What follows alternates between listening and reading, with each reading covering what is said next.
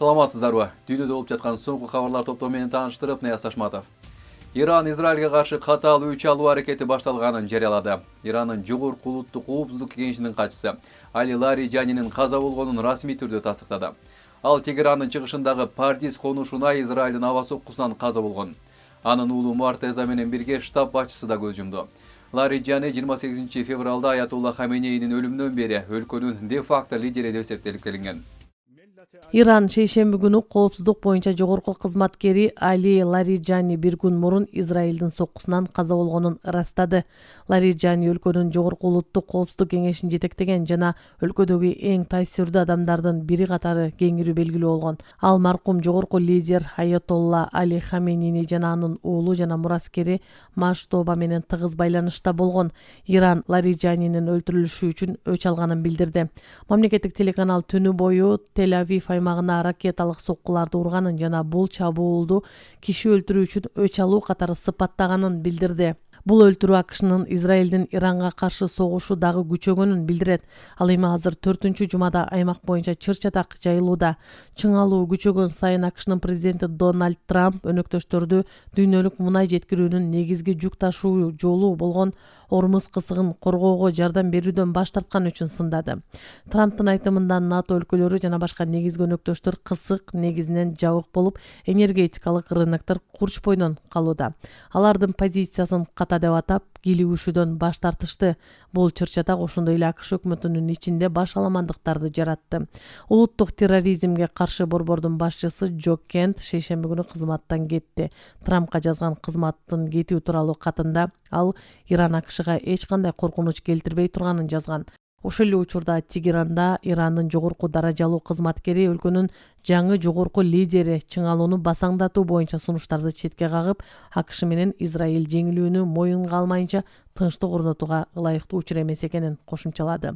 Согуш созулган сайын мунайдын баасы көтөрүлүп, 28 февралда башталгандан бери 45%га жогорулады. Бул дүйнөлүк инфляциядан жана эгерде чың алуу күчөсө, кеңири экономикалык соккудан кооптонууну жаратууда.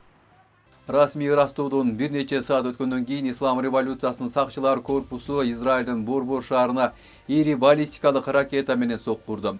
Иранын мамлекеттик телеканалы бул чабуул жогорку улуттук коопсуздук кеңешинин катчысы Али Лариджанинин өлтүрүлүшү үчүн өч алуу болгонун билдирди. Израилдин айтымында Тегеран кассеталык ок атуучу куралдарды колдонгондуктан алар абада көптөгөн ок дарыларга бөлүнүп, абадан коргонуу системалары атып түшүрүүнү өтө кыйнаткан. Тель-Авивдин калк жыш жайгашкан аймактарында жасалган сокку 2 адамдын өмүрүн алды. Сирена жаңырды, биз баш калкалоочу жайга кирдик. Башаламан дүрбөлөң болгонун уктук. Сыртка чыгууга уруксат берилгенде балконго чыктык. Анткени ал жерден оттун жыты чыгып жаткан. Биз өрттү көрдүк. Төмөн түшүп, бул жердеги бардык нерсе жарылып кеткенин көрдүк. Биз түшүнгөндөй ал сыныктар тротуарга түшүп жарылып кеткен. Ал электр унаасына жарылып, аккумуляторлор күйүп, өрттүн чыгышына себеп болгон. Биз 3-чү кабаттагы имараттын ичинде 2 адам каза болгон эң оор окуя болгон жердебиз. Көрсө, алар коопсуз бөлмөгө жете алышкан эмес экен. Коопсуз бөлмөдөн бир нече метр алыстыкта аларды сүзүп өлтүрүшкөн. Ошол эле учурда бир нече көрүнүштөрдө дагы бир адам жаракат алган болушу мүмкүн деп айта алабыз. Бирок сандар өзгөрүшү мүмкүн. Бул эң оор окуя. Ислам революциясынын сакчылар корпусунун маалыматы боюнча чабуулда абадан коргонуу системаларынан качуу үчүн иштелип чыккан бир нече дүрмөттүү Хорам-Шахр 4 жана кадр ракеталары колдонулган. Иранын президенти Масуд Пезешкиян жана Ислам революциясынын сакчылар корпусунун командачылыгы сокку Лариджанын өлтүрүлүшүнө карата чечкиндүү жана өкүнүчтүү жооптун башталышыган экенин билдиришти. Ал арада Израиль согуш башталгандан берки Иранын энергетикалык инфраструктурасына эң ири чабуулун жасады. Буталар түштүк Парс газ кени, мунай иштетүүчү завод жана Асалуия мунай химиялык комплекси болгон. Бул Израилдин Ираны жана дүйнөдөгү эң ири газ кени болгон түштүк Парска жасаган соккулардын кесепеттери. Эгерде АКШ менен Израиль Ирандагы Бушер атомдук электр станциясына сокку уруусун уланта беришсе, радиация бүтүндөй жакынкы чыгышка коркунуч туудурат. Дубай жана Бириккен Араб Эмираттары радиоактивдүү булгануу коркунучуна турат. Эгерде радиация Перс булуңуна жетсе, ал тузсуздандыруу станцияларын иштен чыгарат. Бүгүн АКШ менен Израиль Ирандагы Бушер атомдук электр станциясына иштеп жаткан энергетикалык блокко жакын жерде биринчи соккусун урушту. Дүйнөлүк саламаттык сактоо уюму АКШнын жана Израилдин Иранга каршы согушунан улам өзөктүк кырсыкка даярданууда деп билдирди Политика. Дүйнөлүк саламаттык сактоо уюму эң жаман сценарий бул аймакка гана эмес, бүткүл дүйнөгө таасир этиши мүмкүн болгон өзөктүк окуя экенин билдирди. Уюмдун аймактык директору Ханан Балхинин айтымында буга өзөктүк объектилерге кол салуу жана өзөктүк куралды колдонуу кирет. Кесепеттери ондогон жылдар бою сезилет деп баса белгиледи ал. Адистердин айтымында учурда Ирандын өзөктүк объектилерине кол салууларга байланыштуу кырдаалды көзөмөлдөп, радиациялык булгануу сыяктуу потенциалдуу тобокелчиликтерге даярданып жатышат. Тегеран Хаменейнин Москвада өтө жашыруун дарылануусу тууралуу ушактарды четке какты. Иранын Орусиядагы элчиси Казем Жалали Кувейттин Аль-Джарида гезитиндеги Ирандын жаңы лидери 12 марттан бери Орусияда дарыланып жатканы тууралуу кабарды психологиялык согуш деп атады. Буга чейин гезит аты аталбаган жогорку даражалуу булакка шилтеме берип, Муштаба Хаменеи орусиялык аскердик учак менен Москвага жашыруун жеткирилип, ага операция жасалып жатканын билдирген.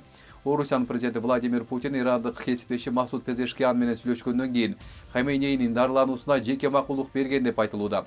Гезиттин маалыматы боюнча Хаменей Орусиядагы президенттик сарайдын бириндеги ооруканада дарыланып жатат. Кремль Аль-Джариданын макаласы боюнча комментарий берүүдөн баш тартты. Америка Кошмо Штаттарынын президенти Дональд Трамп дүйшөмбү күнү Иран согушунан улам март айынын аягында Кытайга боло турган жогорку деңгээлдеги сапарын 1 айга жылдырууну пландап жатканын билдирди.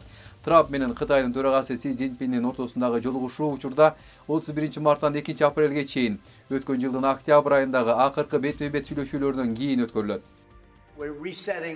Биз жолугушууну кайра пландаштырып жатабыз. Жана ал болжол менен 5 жумадан кийин өтөт окшойт. АКШнын президенти Дональд Трамп шейшемби күнү Кытайдын төрагасы Си Цзиньпин менен жолугушуу үчүн Бейжиңге көптөн күткөн сапарын кийинкиге калтырып жатканын билдирди. Бул чечим Иран менен болгон согуш АКШнын тышкы саясатын өзгөртүп, дүйнөнүн эң ири экономикасынын ортосундагы чыңалууну басаңдатуу аракетин кечеңдетип жаткандыктан кабыл алынды.